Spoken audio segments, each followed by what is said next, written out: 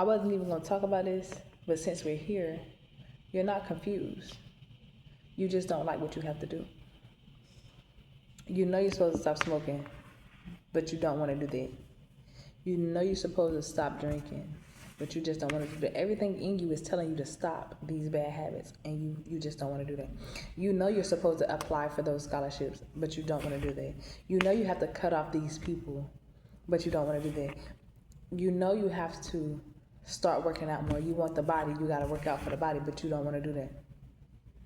There are shortcuts that are available, but the shortcuts are short-term answers that can easily, you take a shortcut, you're going to get a shortcut outcome. It's not that you don't know what you want. It's not that you don't know what to do to get what you want. It's that you don't like the answer. You don't want to stop talking to them. You don't want to feel rude or mean or harsh or selfish. You don't want to feel guilty. And just because you feel those things doesn't mean you were wrong to stop talking to those people. Those are going to be feelings that come with choosing yourself when you've been someone who was a pushover for so long, or someone who was selfless for so long.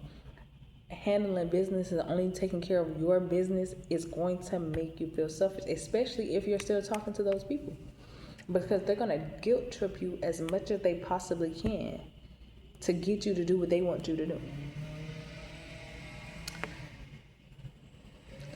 You know that you have to quit those bad habits. When you smoke, your focus is non-existent. You can't concentrate. You can't handle business. You can't get things done.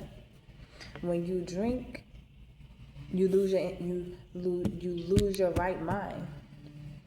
You do things that you know are detrimental to your health, to your reputation, to your everything.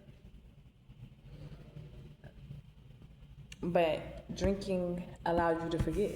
Smoking numbs your mind, even if it's just for a little while.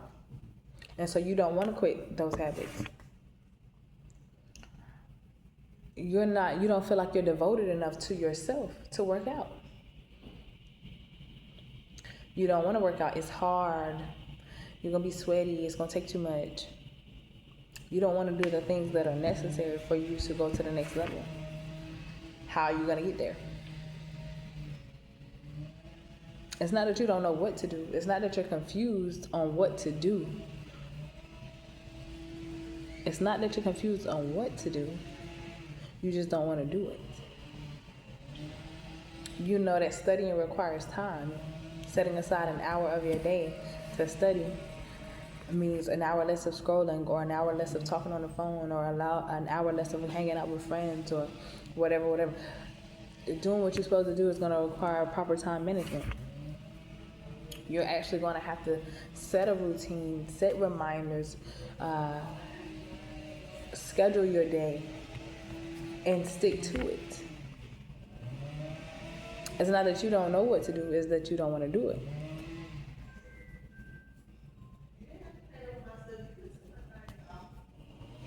You're not confused.